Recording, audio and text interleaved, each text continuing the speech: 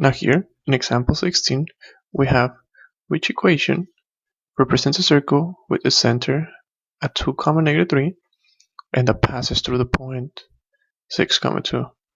Notice that we're looking for the equation of a circle, so we gotta remember that the equation of the circle can be written as x minus h square plus y minus k square equals r square.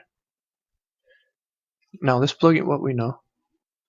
Is x minus h is the x coordinate of the circle, which in this case is 2, square plus y minus k is the y coordinate of the center, which is -3,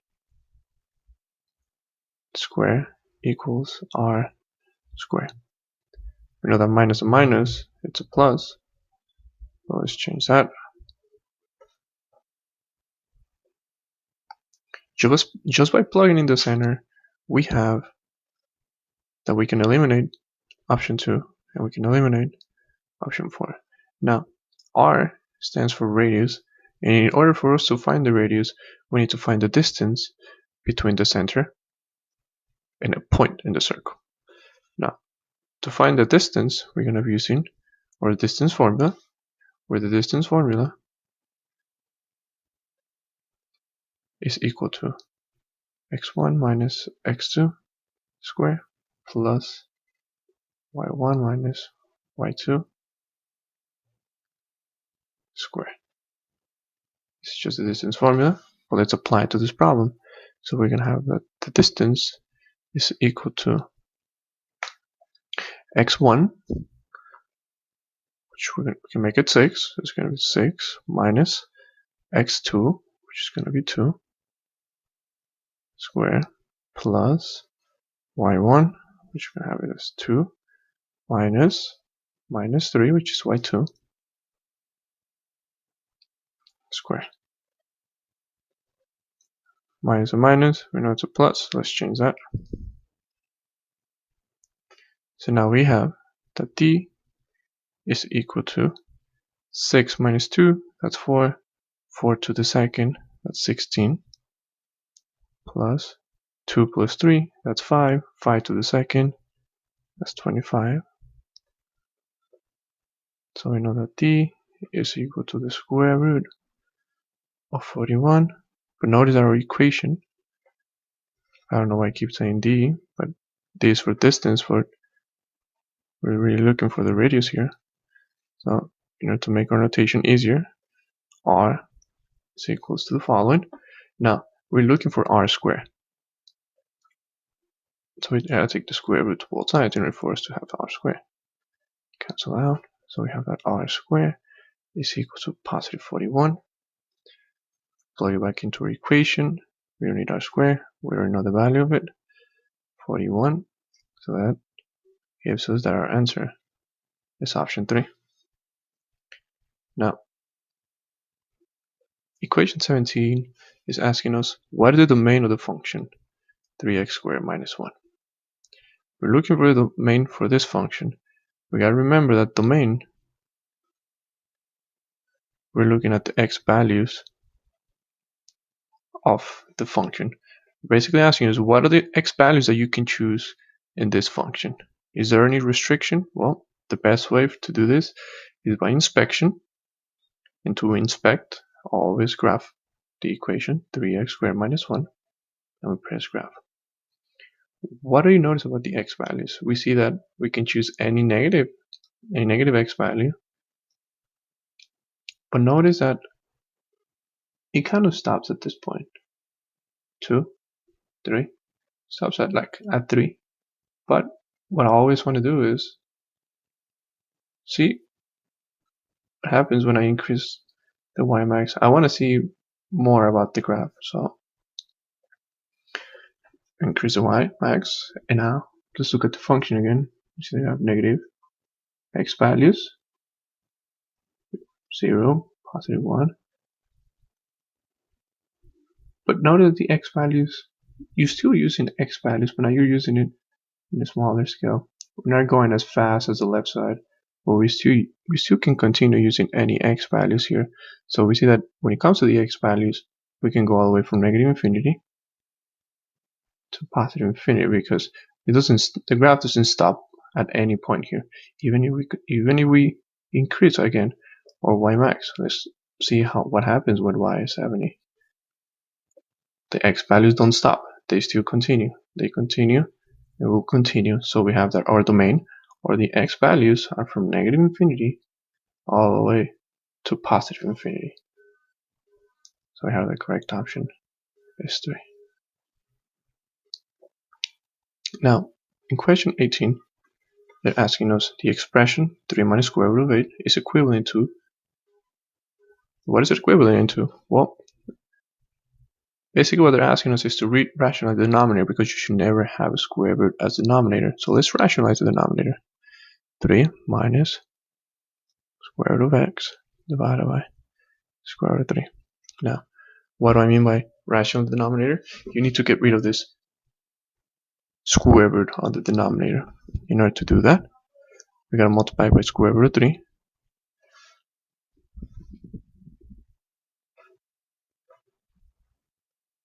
Top and bottom.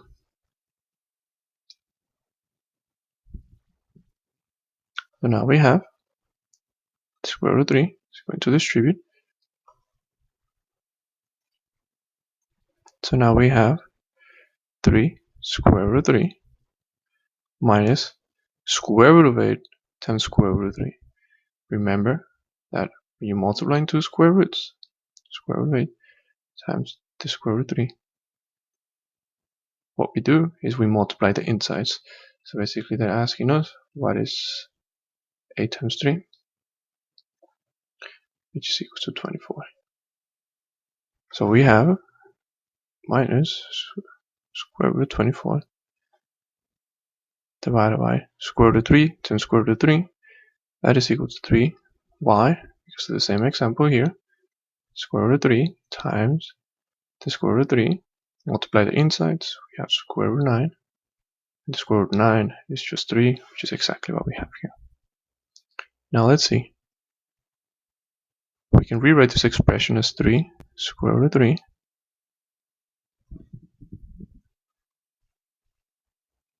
over 3 minus square root of 24 divided by 3.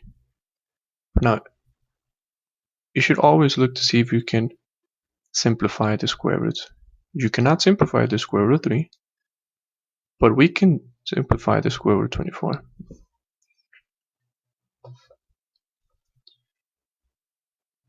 The square root of 24. Is there a way for us to rewrite 24 as a multiple of a square root, as a multiple of a perfect square? Yes. Know the square root of 24.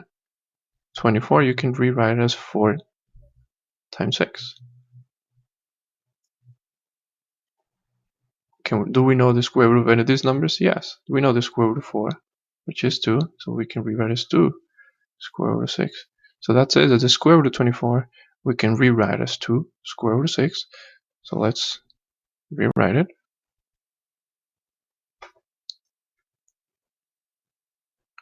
So we have 2 square root of 6. Now let's see. Cancel out. So we have square root of 3 minus. Can we simplify? Nope. We cannot simplify 2/3. So we leave as 2 square root of 6 divided by 3. Which means that our correct option is number 4. Now, number 19 is asking us what is the period of the graph for the following equation. Now, anytime you're looking for the period of a sine or cosine function, the period is always given by 2 pi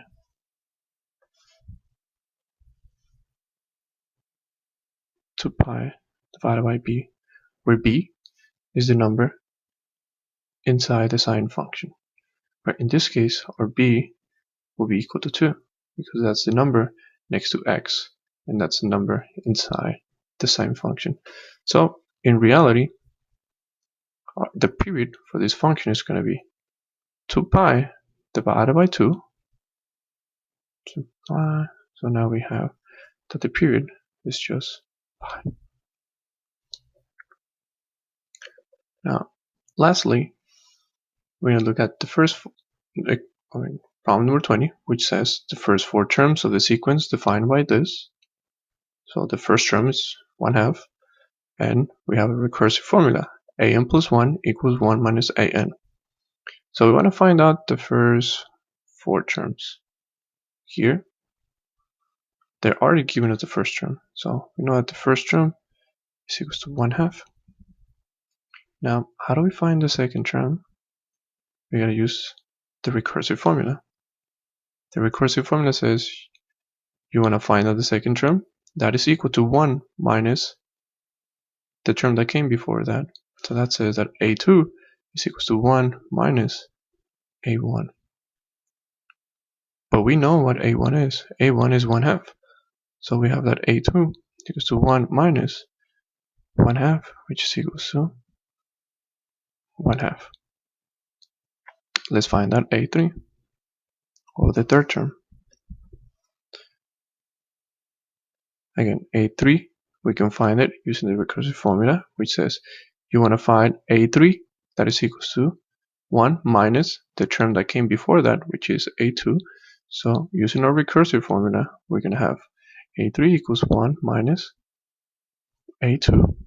But we know the a value of a2, which was 1/2, so we have 1 minus 1/2, which is equals to 1/2. We need to find the fourth term, a4, that is equals to, using the recursive formula, we want to find out a4, that is equal to 1 minus the term that came before that, which is a3. So we're going to have 1 minus 1/2, which is 1/2. So we see that the first term is 1/2, the second term is 1/2, the third term is 1/2, the fourth term is 1/2, which means that our correct option is option 1.